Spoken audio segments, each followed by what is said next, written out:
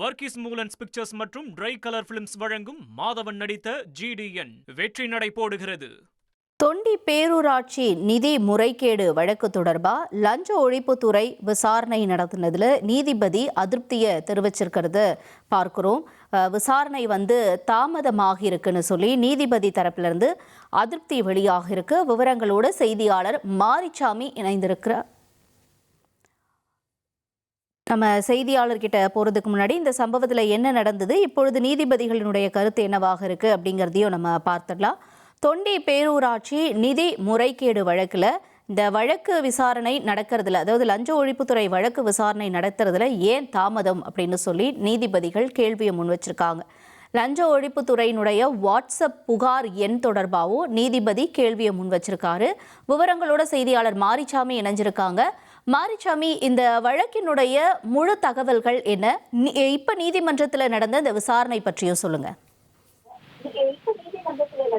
தொண்டி பேரூராட்சி நிதி முறைகேடு தொடர்பாக, அதாவது நீதிமன்ற உத்தரவுப்படி நடவடிக்கை எடுக்காத லஞ்ச ஒழிப்புத்துறை கண்காணிப்பாளர் ராஜாராம் IPS அவரை அவர் மீது நீதிமன்ற அவமதிப்பு வழக்கு ஒண்ணு தொடர்ந்திருக்காங்க. இந்த வழக்கை தொடர்ந்தவர் SDPI கட்சியோட வழக்கறிஞர் அணி தலைவர் கலந்தர் ராசிக். இவர் வழக்கறிஞர். இவர் ஒரு பொதுநல மனு தொடர்றாரு. அந்த பொதுநல மனுல நீதிமன்றம் அளித்த உத்தரவுப்படி நடவடிக்கை எடுக்காத லஞ்ச ஒழிப்புத்துறை கண்காணிப்பாளர் ராஜாராம் IPS மீது நீதிமன்ற அவமதிப்பு கோர்ட் கண்டெம்ட் பெட்டிஷன் போட்டிருக்காங்க.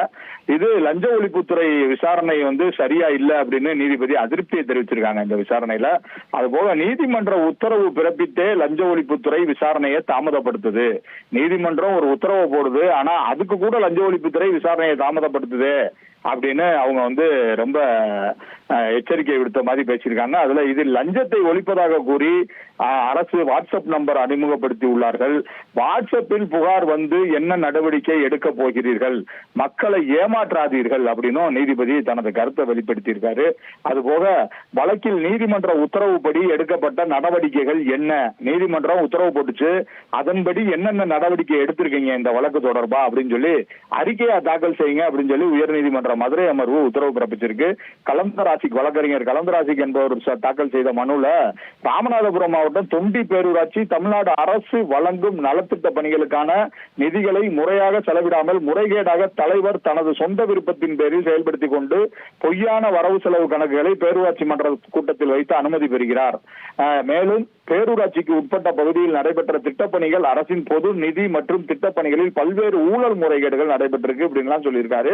இந்த வழக்க விசாரணை, அதாவது நீதிமன்றத்தில் வழக்கு தாக்கல் செஞ்சிருக்கோம். அதனாலதான் இதுவரை பேரூராட்சி இணை இயக்குநர்கிட்ட எல்லாம் நாங்க புகார் அளிச்சோம், லஞ்ச ஒழிப்புத்துறையிலையும் புகார் அளிச்சோம், ஆனா நடவடிக்கை எடுக்கல. அதனாலதான் நீதிமன்றத்தில் வழக்கு தாக்கல் செய்தேன் அப்படின்னு சொல்லியிருக்காரு. அந்த வழக்கு விசாரணையின் போது பேரூராட்சிகளுக்கான இணை இயக்குநர் சம்பவம் குறித்து விசாரணை செய்து தொண்டி பேரூராட்சியில் செயலலுவலராக பணிபுரிந்த மகாலிங்கம், செல்வராஜ், பாலசுப்ரமணி உள்ளிட்ட 6 செயல் அலுவலர்களுக்கு குற்ற குறிப்பாணை அனுப்பப்பட்டுச்சு. ஏற்கனவே இந்த வழக்கு விசாரணையில இதையெல்லாம் பதிவு செய்து கொண்ட உயர்நீதிமன்றம் பேரூராட்சி இயக்குநர் குறிப்பிட்டுள்ள 6 செயல் வீரர்கள் மீது லஞ்ச ஒழிப்பு போலீசார் உரிய நடவடிக்கை எடுக்கணும் அப்படின்னு உத்தரவிட்டுச்சு. இந்த உத்தரவை நடைமுறைப்படுத்தாத அந்த லஞ்ச ஒழிப்புத்துறை கண்காணிப்பாளர் மீதுதான் இவர் கோர்ட் கண்டெம்ட் கேஸ் போட்டிருக்காரு. இந்த கேஸ் விசாரணை நீதிபதி உயர்நீதிமன்ற மதுரை அமர்வு நீதிபதி புகழேந்தி முன்னாடி விசாரணைக்கு வந்துச்சு.